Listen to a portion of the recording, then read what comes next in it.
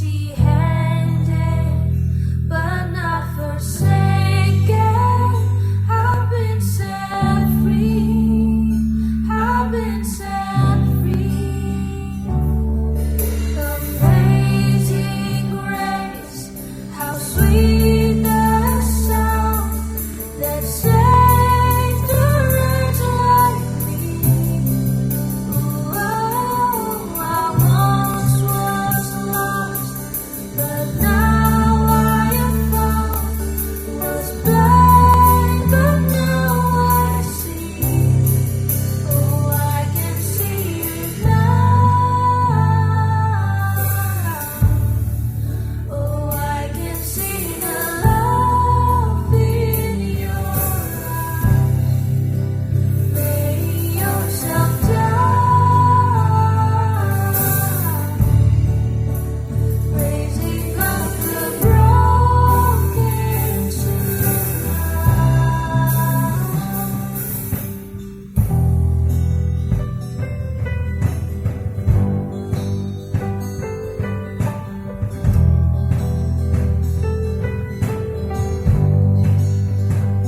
You take our failure, you take our weakness, you set your treasure in jars of clay. So take this heart, Lord, I'll be your vessel, the world to see your life in me. Oh, amazing grace, how sweet the sound that saved a wretch like me. Oh, I once was lost, but now I am found. Was blind, but now I see. Oh, I can see it now. Oh, I can see the love in your eyes. Lay yourself down, raising up the broken to rise.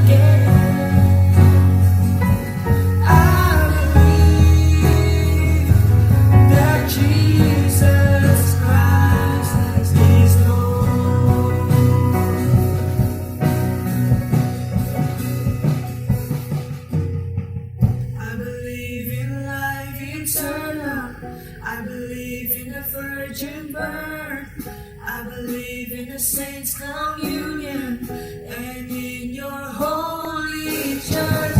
I believe in the resurrection when Jesus comes again. For I believe in the name of Jesus. I believe in God our Father.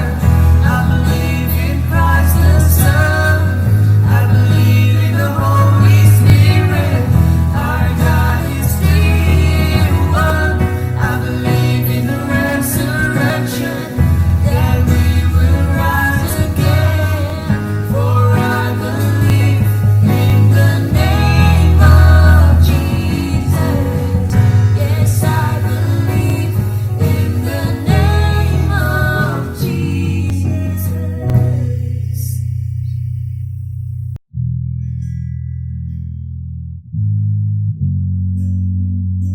Selamat pagi Bapak Ibu Guru dan seluruh siswa-siswi UPH College dimanapun Anda berada. Senang sekali kalau di pagi hari ini di dalam ibadah chapel kita, saya bisa menyapa kalian semua dan kita tentunya berdoa supaya kita semua terus-menerus mendapatkan anugerah dari Tuhan, sehingga setiap kebenaran firman Tuhan yang ditaburkan kepada kita akan sungguh-sungguh menjadi rema di dalam kehidupan kita. Kita akan membaca dan merenungkan bagian firman Tuhan, tetapi sebelumnya mari kita berdoa terlebih dahulu. Mari kita bersatu hati, kita berdoa. Bapa di surga, terangilah hati dan pikiran kami, agar kami siap untuk menerima firman-Mu. Perbaharuilah hati kami dan siapkanlah itu, agar sungguh-sungguh firman-Mu itu dapat masuk di dalam hati kami dan mengubahkan kehidupan kami secara seluruhnya. Terima kasih Tuhan, seluruh waktu pemberitaan firman-Mu ini kami serahkan ke dalam pimpinan-Mu saja. Dalam satu nama Tuhan kami Yesus Kristus, kami sudah berdoa dan bersyukur kepadamu. Berfirmanlah Engkau ya Tuhan, karena kami semua telah sedia untuk mendengarkannya. Amin. Pembacaan Alkitab kita pada kali ini di dalam chapel ini terambil dari dalam Injil Matius pasal 10 ayat yang ke-16. Matius pasal yang ke-10 ayat yang ke-16. Demikian bunyi firman Tuhan. Lihat, aku mengutus kamu seperti domba ke tengah-tengah serigala. Sebab itu, hendaklah kamu cerdik seperti ular dan tulus seperti merpati. Bapak Ibu serta anak-anakku yang dikasihi oleh Tuhan kita Yesus Kristus.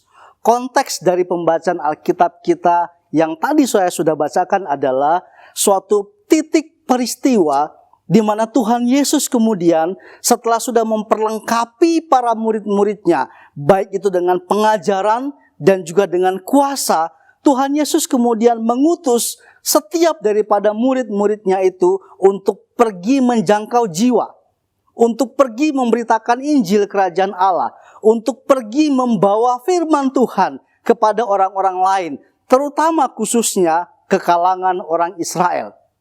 Dan yang menjadi sorotan penting bagi kita adalah kenapa kemudian Tuhan Yesus berkata, aku mengutus kamu seperti domba ke tengah-tengah serigala. Bapak Ibu serta anak-anakku yang dikasihi oleh Tuhan kita Yesus Kristus, ternyata panggilan yang sedang dikerjakan oleh para murid ini bukanlah merupakan sesuatu yang mudah.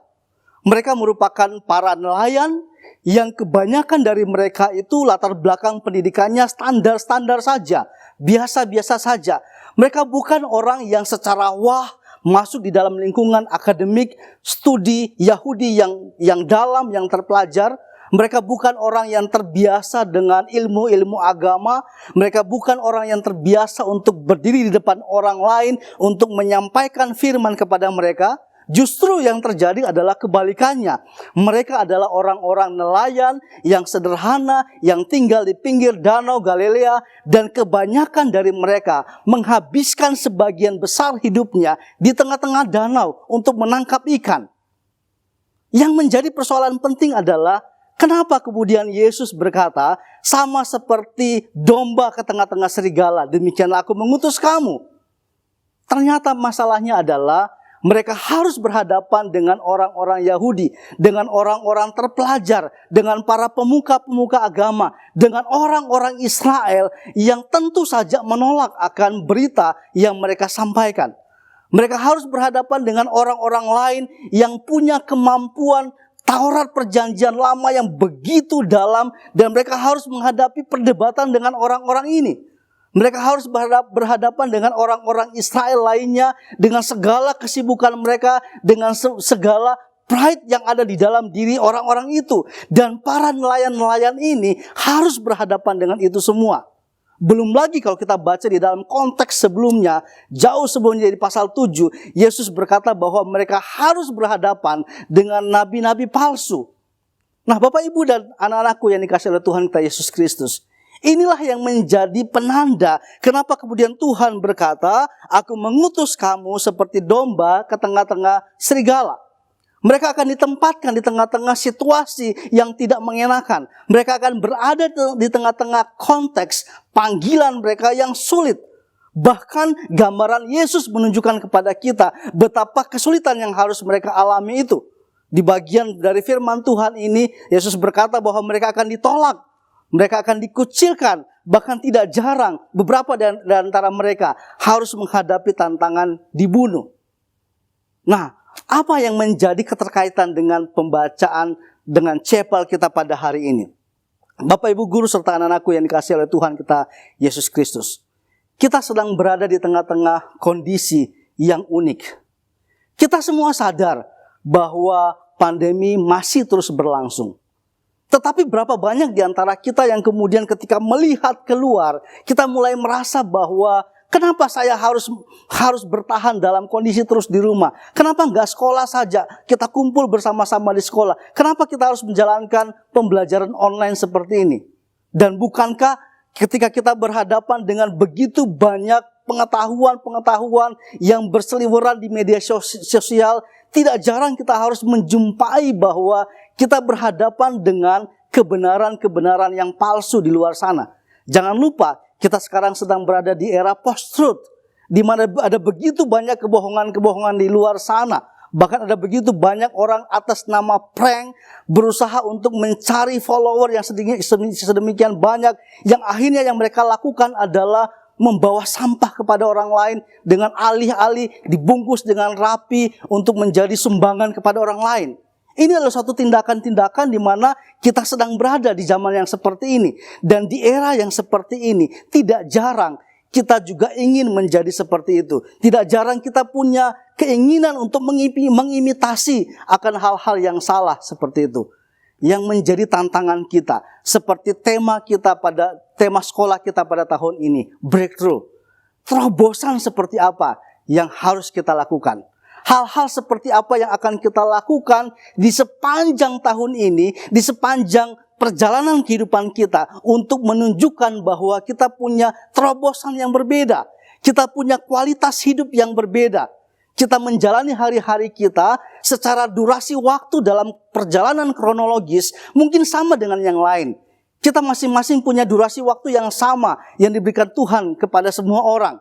Kita memandang matahari yang sama, kita melihat bulan yang sama, kita berada pada hari dan momentum yang sama. Tetapi yang menjadi permasalahannya adalah, apakah kita sungguh-sungguh menyadari seperti apa kita memaknai hidup kita? Iman yang seperti apa yang harus kita tampilkan di tengah-tengah dunia ini? Sanggupkah kemudian kita mengambil sikap seperti para murid-murid ini yang sadar betul bahwa panggilan mereka adalah sama seperti domba yang sedang diutus di tengah-tengah serigala? Apakah kita mau mengambil waktu untuk berkata kepada Tuhan, Tuhan, saya juga siap dengan panggilan ini. Saya mau menjadi seorang siswa yang sungguh-sungguh mengabdikan diri saya kepada kebenaran dan hidup senantiasa di dalam kebenaran Tuhan. Saya mau menjadi teladan. Saya mau menjadi pribadi yang kemudian dipakai Tuhan menjadi terang di dalam generasi ini. Saya tidak ingin menjadi orang yang alih-alih hanya demi popularitas di media sosial, kemudian melakukan begitu banyak hal yang menyimpang, seperti yang banyak terjadi. Saya tidak menghabiskan waktu saya untuk melakukan hal-hal yang sembrono, tetapi saya ingin fokus kepada apa yang menjadi panggilan Tuhan, yaitu menjadi anak-anak terang. Anak-anakku yang dikasihi oleh Tuhan kita Yesus Kristus, tantangannya bagi kita adalah bagaimana kita menjadi anak-anak terang di tengah-tengah kondisi yang seperti ini. Ketika kita berada di rumah saja, bertemu setiap hari hanya dengan orang-orang itu saja, hanya berhadapan dengan layar untuk belajar, kita terkungkung dalam ruang tempat tinggal kita. Apakah kita masih bisa punya potensi atau possibility untuk menjadi anak-anak terang?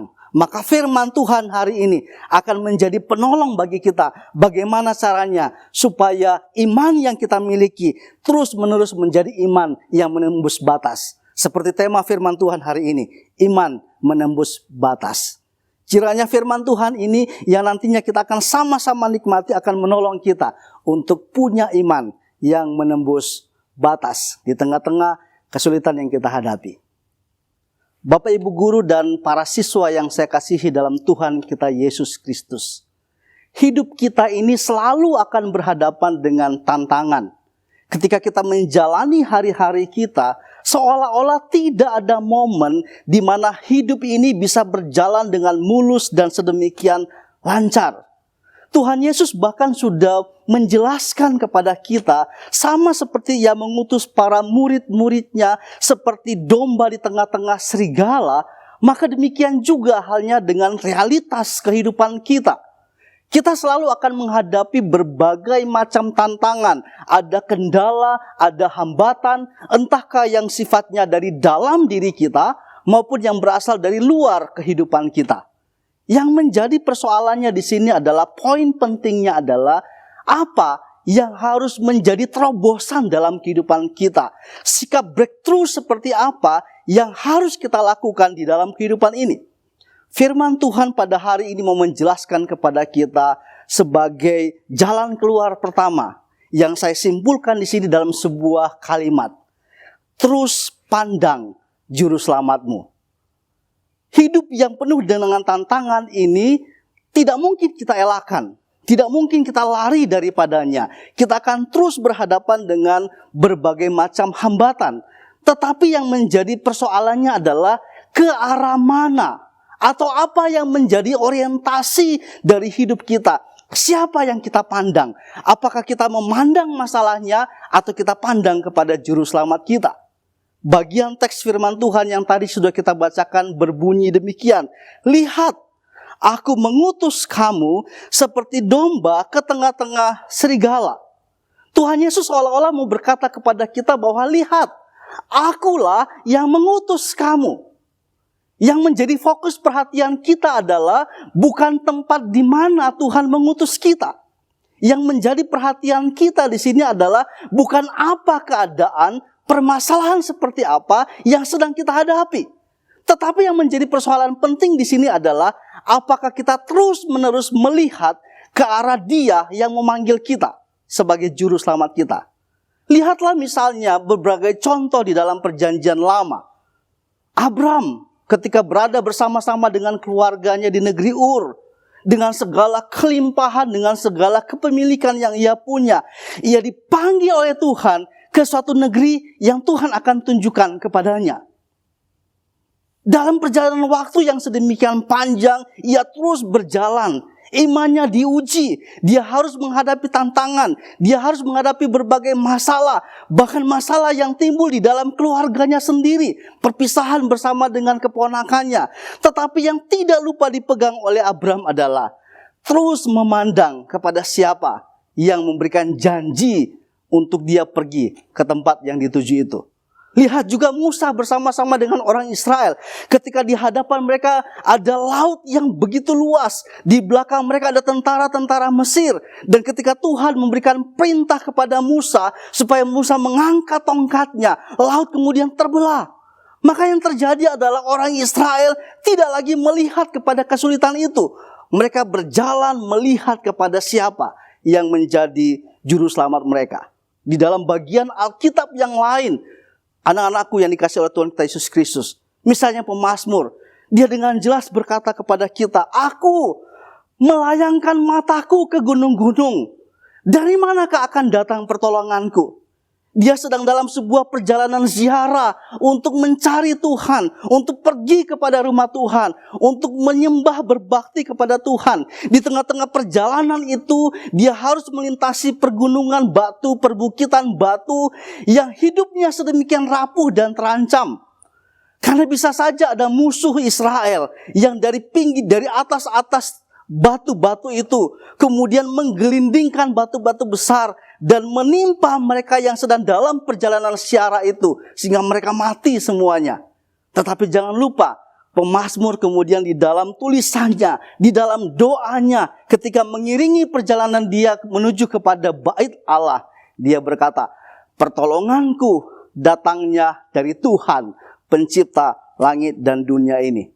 Bapak, Ibu guru, serta anak-anak yang dikasihi oleh Tuhan kita, Yesus Kristus. Mari kita melihat bagaimana penting bagi kita supaya kita terus pandang kepada Juru Selamat kita. Dia yang memanggil kita adalah Allah yang setia. Dia yang memanggil kita adalah Allah yang berlimpah dengan kasih setia dan rahmat.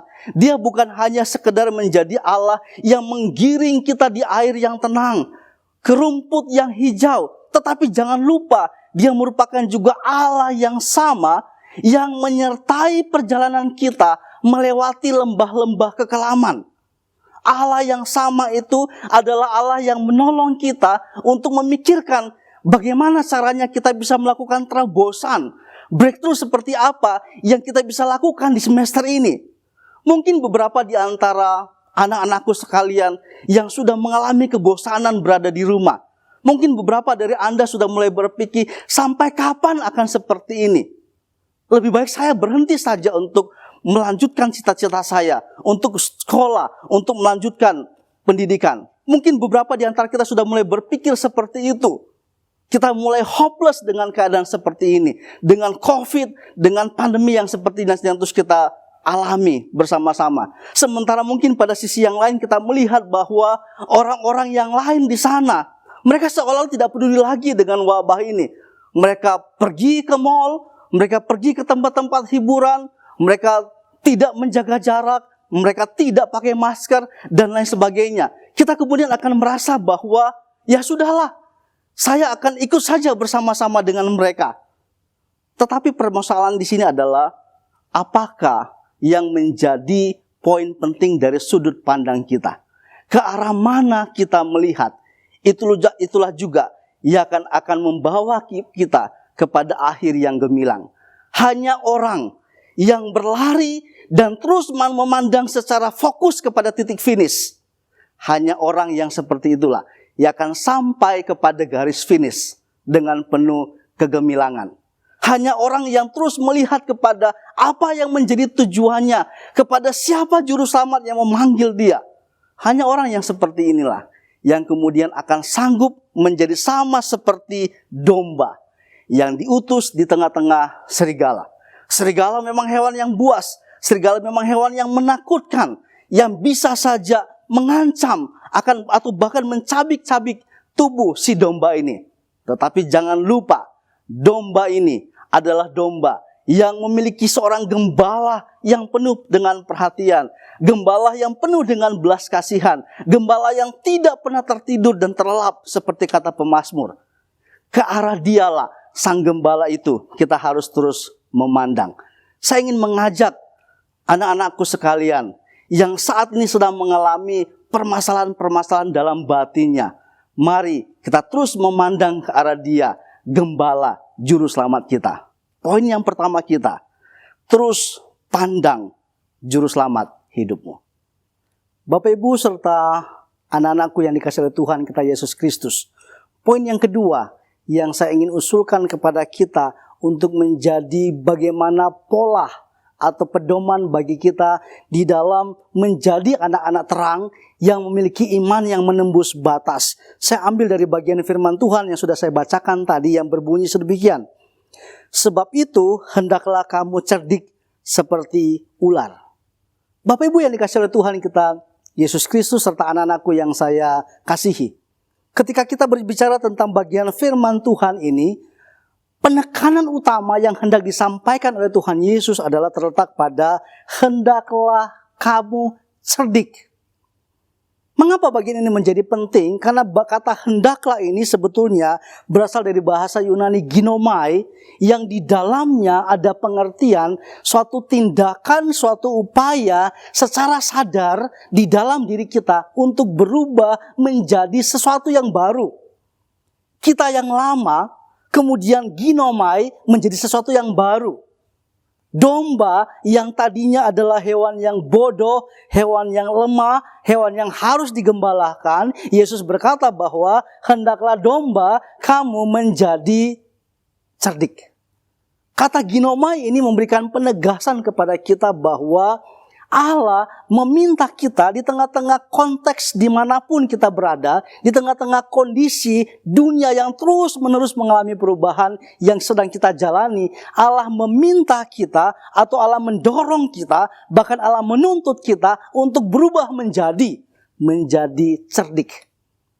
Yang menarik adalah kenapa istilah cerdik ini dipakai. Tentu saja kata cerdik di sini berkontradiksi dengan identitas dari domba.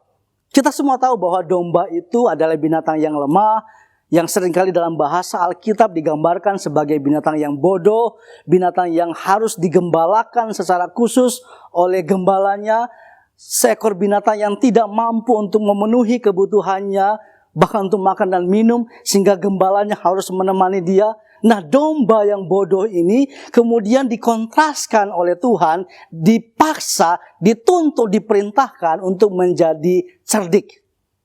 Yang menariknya, anak-anakku yang dikasihi Tuhan Yesus Kristus, istilah cerdik yang dipakai di sini adalah bukan hanya soal pertambahan kognitif. Cerdik yang dimaksudkan di sini bukan hanya soal pertambahan ilmu. Cerdik di sini bukan hanya soal rasio yang kita yang semakin hari semakin cerdas atau punya banyak pengetahuan.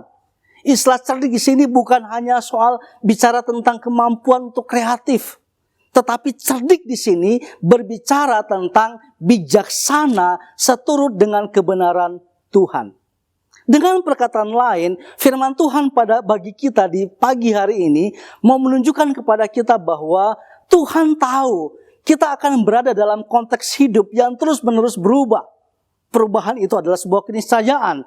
Tetapi yang menjadi persoalan pentingnya di sini adalah apakah kita mau menggunakan bijaksana Allah di dalam kebenarannya yang tidak terbatas itu, di dalam kebenarannya yang maha segala sesuatu itu, dan kita mau mengandalkan kebenaran Tuhan itu untuk menjadi pedoman hidup kita.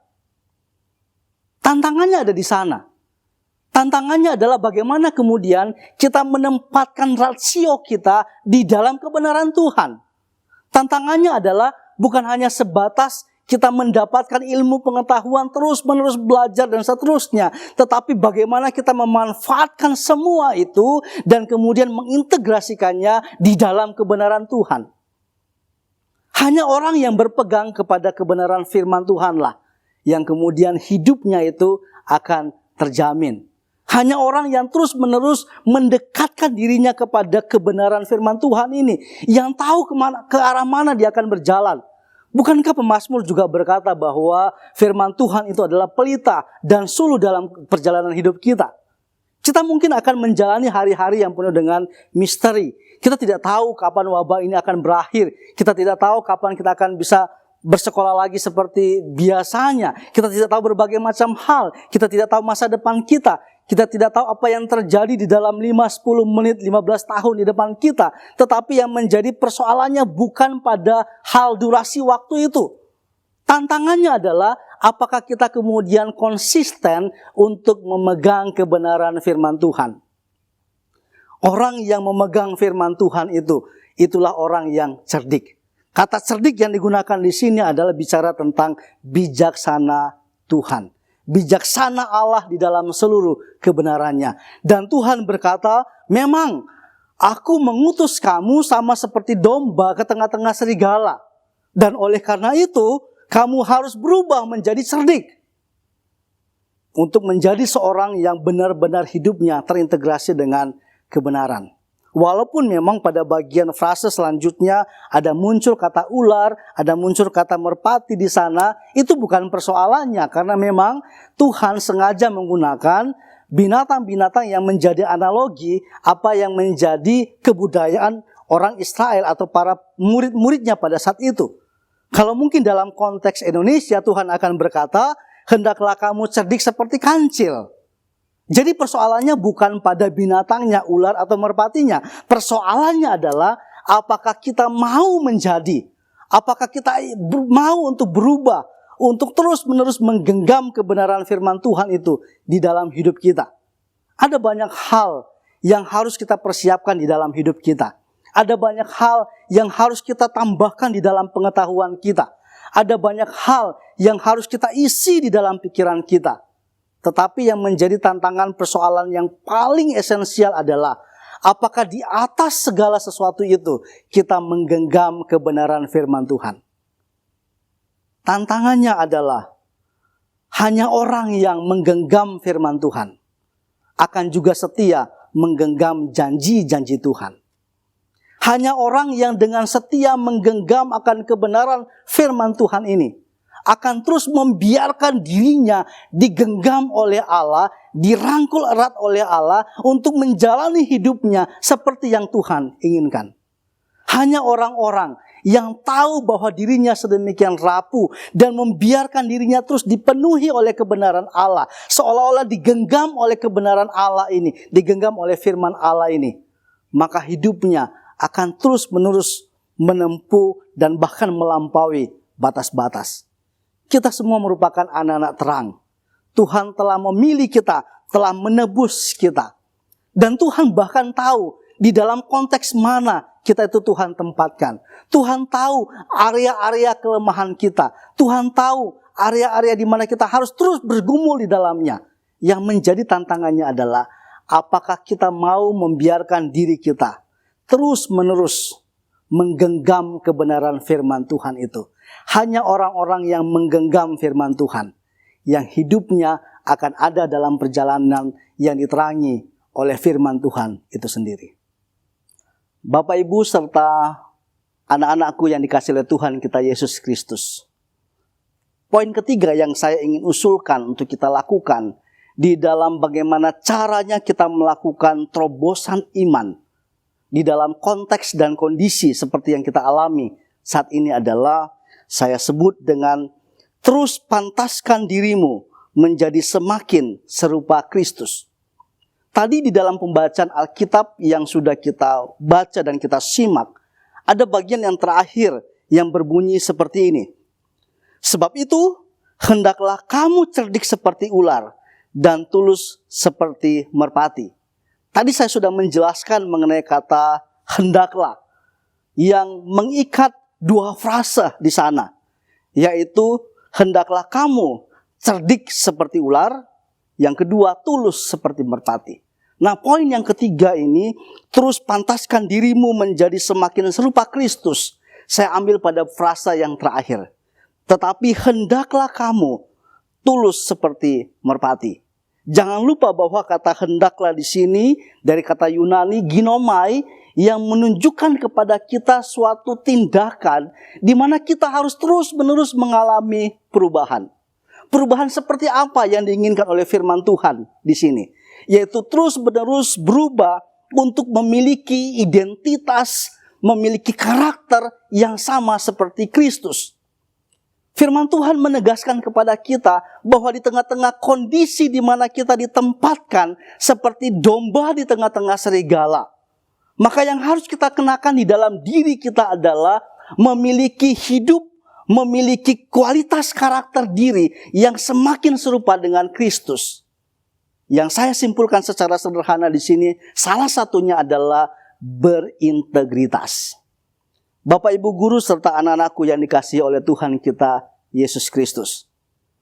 Panggilan utama kita sebagai seorang percaya, sebagai seorang yang telah ditebus oleh Kristus, adalah menjadi semakin serupa dengan Kristus. Tidak ada panggilan yang lain. Kita bisa menjalani profesi kita di dalam banyak hal. Anak-anakku sekalian bisa punya cita-cita yang apa saja. Anda ingin menjadi seperti apa di masa yang akan datang? Ada yang ingin menjadi seorang businessman, ada yang ingin menjadi seorang dokter, ada yang ingin menjadi seorang arsitek, ada yang ingin menjadi seorang desainer, dan apa saja yang boleh menjadi bayanganmu di masa yang akan datang. Konteks permasalahan hidup ini akan selalu sama.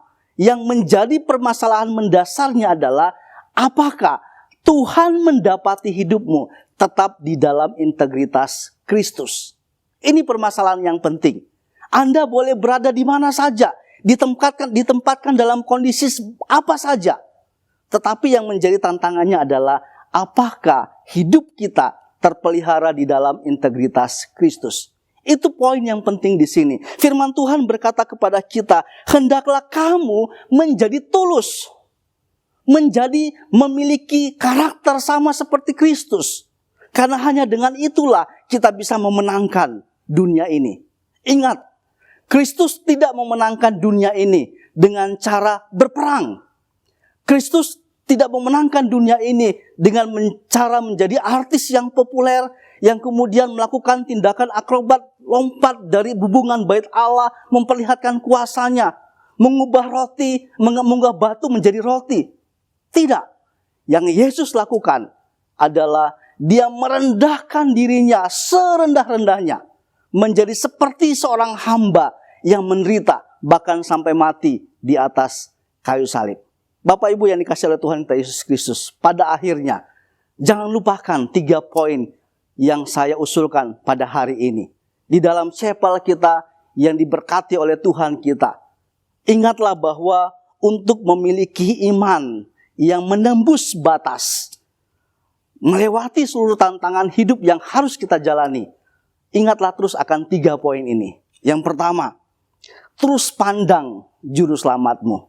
Yang kedua, terus penuhi dirimu dengan seluruh kebenaran Allah.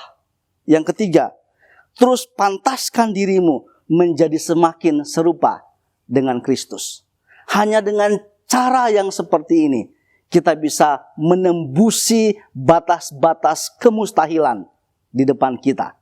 Bagi manusia, mungkin keadaan yang kita akan jumpai itu sulit. Mungkin ada beberapa di antara para siswa yang datang dari luar kota, yang kemudian setiap harinya melewati kelas-kelasnya, ada begitu banyak gangguan, entahkah itu jaringan, entahkah itu listrik, dan lain sebagainya. Dan kita kemudian merasa hopeless dan berkata, bagaimana saya bisa mendapatkan ilmu? Bagaimana saya bisa studi seperti ini? Jangan lupa bahwa akan terus ada pengharapan kepada setiap orang yang bersandar kepada Dia, sang sumber harapan itu sendiri. Jadi, mari kita terus melangkah ke depan dengan iman yang menembus seluruh batas-batas kemustahilan. Kita terus melangkah sebagai seorang yang menang di tengah-tengah kondisi apapun yang harus kita alami. Jangan menyerah, jangan lari dari hidup kita, jangan menyingkirkan diri kita dari permasalahan, tetapi justru ambil langkah yang serius. Pandang juru selamatmu. Ubah hidupmu seturut dengan kebenarannya. Dan ubah karakter dirimu menjadi semakin serupa dengan Kristus. Kiranya Tuhan menolong dan memberkati kita semua melalui firman Tuhan. Mari kita berdoa. Bapa di surga, kami datang kepadamu dengan ucapan syukur. Kiranya firman-Mu yang sederhana yang telah dibentangkan, diurapi sedemikian rupa oleh Roh Kudus, agar itu mampu masuk di dalam kesadaran setiap kami dan menjadi rema yang mengubahkan diri kami. Dan nama-Mu dipermuliakan, hidup kami diubahkan. Terima kasih Tuhan, kami bersyukur untuk kesempatan chapel kami di hari ini. Dalam nama Tuhan kami Yesus Kristus, kami berdoa dan bersyukur kepadamu. Amin.